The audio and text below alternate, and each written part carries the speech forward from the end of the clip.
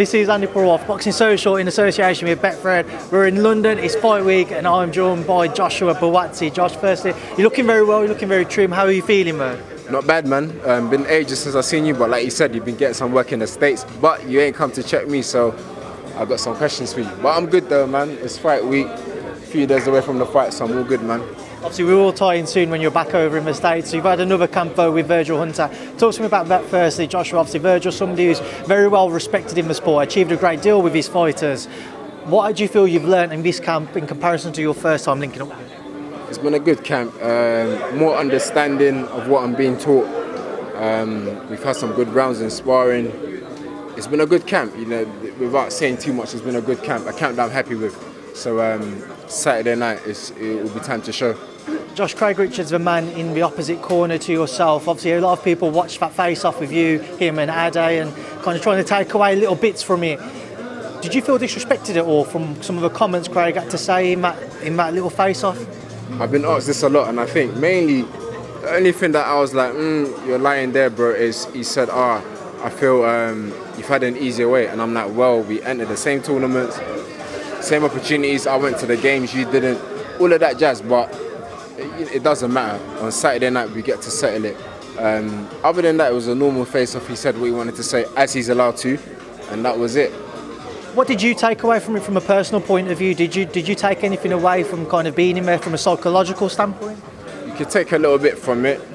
Every fighter will take something different, but I took a little bit of it back to the States. But what I needed to take from it, I took, and camp has gone well, so it filled my camp. Two London boys, a bit of needle obviously about this fight now. Does that make it more imperative for you to put on more of a display to potentially look for a stoppage win, or is that not on your mind? When I fight, bro, it's always imperative to win. It is, and like I said, this is an important fight. I haven't got a special title for it, but it's an important fight. It's a fight that I must win. And Saturday night, I'll be in there to win. You have your own attributes and skills which will obviously play hand for you to be successful on Saturday night, Josh. But when you look at Craig and what he's good at, how do you think he's going to approach a fight, and how are you looking to kind of counteract what you feel he's good at? You're going to have to ask him. You're asking me how Spider going to approach the fight. I don't know, man. You know, when the bell goes, we'll find out. But I know what I'm going to do and how to go about it. And ask Spider how he's going to approach it. That's for him. Is he one, Josh, that you feel goes the distance? I prepared for 12. That's what it's scheduled as. Is it going to go 12? I couldn't tell you. But I always say, if I see the opportunity, I know what to do. Josh, I know you've just been asked this, I'm going to ask myself. What have you made of some of the critics of kind of the pace of which your career's gone? Obviously, people go back to that bronze medal at the Olympics in 2016 and feel that because of the talent you possess, maybe you could have been challenging or should have challenged for a world title by now. What have you made of those comments? Do you understand why people think that? So, I was asked that a few times. So what I said was, okay, let's look at the 2016 crop in the light heavyweight division. Besides my man from France, tell me who's got rankings in there. I'll be up there. The guy from France will be there too. So really, it's like you can't look at every division. And in life, bro, you just can't look at what other people are doing and compare yourself. Like I said, never compare yourself. Benchmark and say, do you know what? It usually takes X amount of years to do it. If you haven't done it in X amount of years, it's not the end of the world, bro. You're still living. Every day above the ground is a good day. So with the expectations and what people have and want to say, that's great, but you have to run your own race, bro. I know you've got your own ambitions to challenge for world honours though, Josh. Is that on your mind now, provided Saturday goes to plan? You very much want to be pushing Eddie or whoever just to get a world title fight to prove you're not just the best in Britain, but one of the best in the world? I'll be pushing for that for sure, but as we know, Saturday is what's predominantly what I'm thinking about. So get Saturday out of the way, but of course, I would love to fight for a world title. I've made it clear. I know Eddie's mentioned previously, before the shock of Canelo losing to Purewal, that you could have been in the frame to face him in December, provided you'd obviously been successful against Craig on Saturday. What did you make, just going back to it, Purewal's victory against Canelo? Good win, you know. I said Purewal would win, but did I think he was going to win like that? I didn't. I was like, yeah, he'd win it. He might not get it, but I think he'd win it by a few rounds, but he won it by a lot of rounds. So hats off to him. Is he the number one in the division now, in your opinion?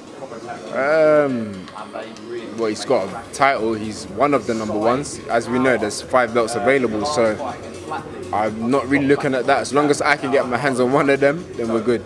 Any preference, Josh? Obviously, you got the Buatsi Smith fight due to happen. Or? No preference. Let me get a belt, bro. No preference.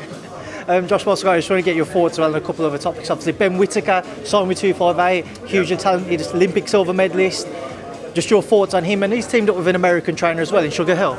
Good link up that is. I think it suits his style, and it's no secret Ben is one of the most talented light heavies in the world. No secret, bro. So I think that's a good move with Sugar Hill, and it's a career that has to be watched. Down the line? Potentially, do you know what I mean? I noticed that all these guys that I'm going to be fighting, I'll probably know them already, do you know what I mean? So if it's something that happened, I wouldn't be surprised, do you know what I mean? But for now, I got Spider to deal with, and then after that, whoever is next. But I'm available, man.